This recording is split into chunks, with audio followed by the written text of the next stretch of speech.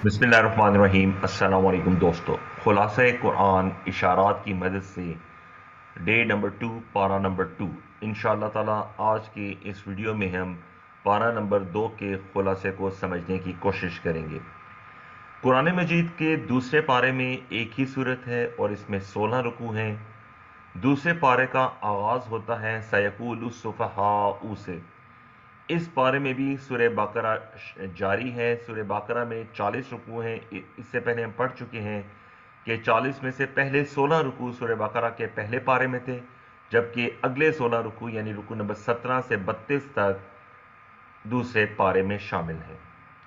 आपको मालूम है कि बकरा मुसहफ की तरतीब में दूसरे नंबर पर है। बकरा का मतलब है गाय।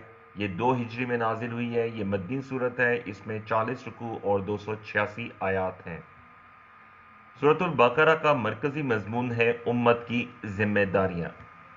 अब हम इशारात की मदद से पारा नंबर 2 के मजामीन को समझने की कोशिश करते हैं। जैसे कि हमने पिछले लेक्चर में देखा था कि एक पारे को हम 4 हिस्सों में डिवाइड कर सकते हैं। तो ये सूरह बकरा के 4 हिस्से बनते हैं। इसमें से पहला पाव, दूसरा पाव, तीसरा पाव और चौथा पाव, ये 4 हिस्से बनते हैं। 5-5 सफ़ों के 4 बराबर हिस्से बनते हैं। अब हम देखते हैं कि पहले पाव के क्या मजामीन हैं। पहले पाव में 3 मेजर मजामीन हैं। नंबर 1 किबले की तब्दीली और अहले किताब।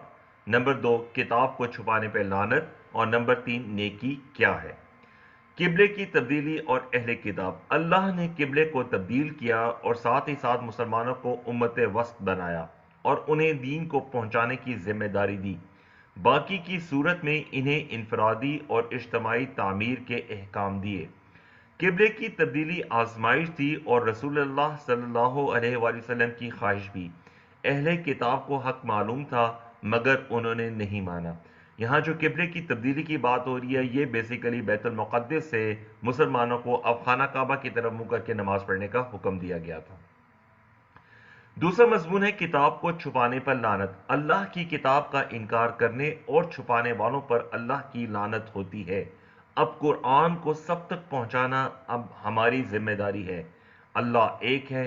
इसकी कुदरत और मोहब्बत की निशानियां हर तरफ हैं, मगर जालिम लोग इसको छोड़ के दूसरों से मोहब्बत करते हैं, जबकि मोमिन लोग अल्लाह से शदीद मोहब्बत करते हैं।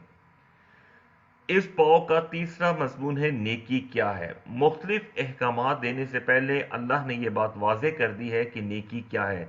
नेकी इधर उधर रुख करने का नाम नहीं, बल्कि नेकी है ईमान लाना अल्लाह पर, रसूलों पर, किताबों पर, आखरत पर, और खर्च करना अल्लाह की राह में, पूरा करना वादों को, और सब्र करना मुख्तलिफ हालात में।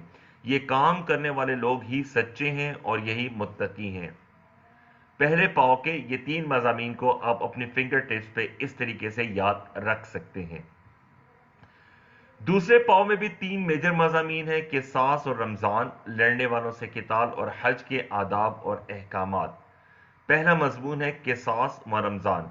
अल्लाह ने मुसलमानों की ज़ाहिरी सुलह के लिए किसास के अहकाम दिए, जिसमें आज़ाद व गुलाम, मर्द व औरत सब बराबर हैं। उसके बाद वसीयत के अहकाम भी दिए। मुसलमानों की इस्लाह और रूहानी तरक्की की खातिर रमज़ान में रोज़ों का हुक्म दिया और इसके कुछ आदाब भी बताए। यहाँ पे नोट कर लीजिए कि कुरान मजीद में रमज़ान के मुतालिक आयात सिर्फ इसी पारे में हैं। दूसरा मजमून है लड़ने वालों से किताल। अल्लाह ने मुसलमानों की हिफाजत की खातिर उसकी राह में उन लोगों से किताल का हुक्म दिया जिन्होंने मदीने पर आकर हमले किए और मुसलमानों को उनके घरों से निकाला, साथ ही हद से ना गुजरने की भी ताकीद की। तीसरा मजमून है हज के आदाब व अहकामात। मुसलमान उस वक्त दुश्मनों में घिरे हुए थे। अल्लाह ने ऐसे हालात में हज के ताल्लुक से अहकाम बताए, साथ ही साथ आम हालात में हज के अहकाम का जिक्र किया। हज के महीने, हज के आदाब बताए, तकवा की ताकीद की, हज में तिजारत को जायज़ करार दिया, अरफात को जाने का हुक्म दिया और हज में दुआ और जिक्र की खास ताकीद की। दूसरे पाव के अहम मजामीन को आप अपनी उंगलियों पे ऐसे याद रख सकते हैं। दूसरे पारे का तीसरे पाव में भी 3 मजामीन है। पूरे के पूरे इस्लाम में दाखिल हो जाओ, किताब नागवार है लेकिन ज़रूरी है, और निकाह और तलाक के अहकामात। सबसे पहले अल्लाह ने बताया कि इस्लाम में पूरे दाखिल हो जाओ। यहूद और नसारा की तरह मत हो जाओ जो किताब के बाज़ हिस्से पर ईमान रखते हैं और बाज़ का इनकार करते थे। آزمائشوں کی وجہ سے اسلام کے کسی حصے کو مت چھوڑو کہ جنت کا یہی راستہ ہے۔ قتال ناگوار ہے مگر ضروری ہے۔ مکہ کے مشرکین مسلمانوں پر مسلسل حملے کرنے لگے تھے، یہاں تک کہ انہوں نے قابل حرمت مہینوں کا بھی لحاظ نہیں کیا۔ چنانچہ اللہ نے مسلمانوں کو اپنی جان و مال کی حفاظت کی خاطر حملہ کرنے والوں سے لڑنے کا حکم دیا۔ مشرکین کی دراصل کوشش یہ تھی کہ اس طرح زور زبردستی کر کے مسلمانوں کو اسلام سے دور کریں۔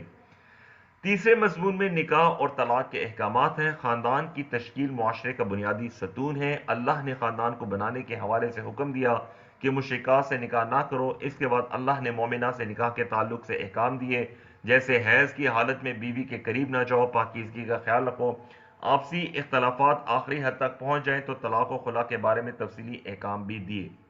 تیسرے پاؤ کے اہم مضامین کو آپ اس طریقے سے یاد رکھ سکتے ہیں۔ آخری پاؤ جو ہے اس کے اندر بھی دو میجر احکامات ہیں۔ نمبر ایک، طلاق والی عورتوں، ان کے بچوں اور بیواؤں کے احکامات، اور طالوت و جالوت کا قصہ۔ طلاق والی عورتوں، ان کے بچوں اور بیواؤں کے احکامات کے سلسلے میں بتایا کہ طلاق کے بعد کیا ہو۔ اللہ نے اس کے احکام بیان فرمائے، جیسے متعلقہ عورت اپنا نکاح کرنا چاہے تو اسے مت رکھو، کم عمر بچوں کو دودھ پلانے اور دودھ چھڑانے کی کیا ترتیب ہوگی، شوہر کی موت کے بعد عدت کیا ہوگی، بیوہ کو نکاح کا پیغام بھیجنا کیسا ہے، مہر کی مختلف حالتیں کیا ہو سکتی ہیں، اور بیوہ خواتین کے لیے وصیت کا کیا حکم ہے، وغیرہ۔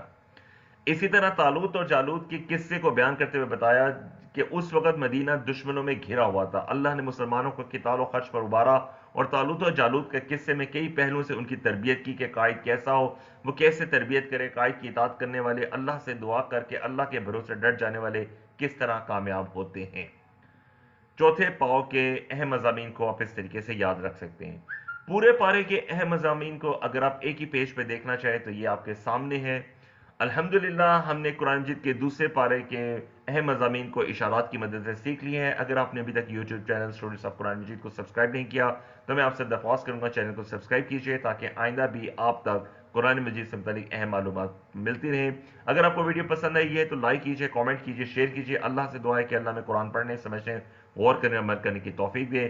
سبحانک اللہم و بحمدک، نشہد ان لا الہ الا انت، نستغفرک و نتوب الیک۔ السلام علیکم ورحمۃ اللہ وبرکاتہ۔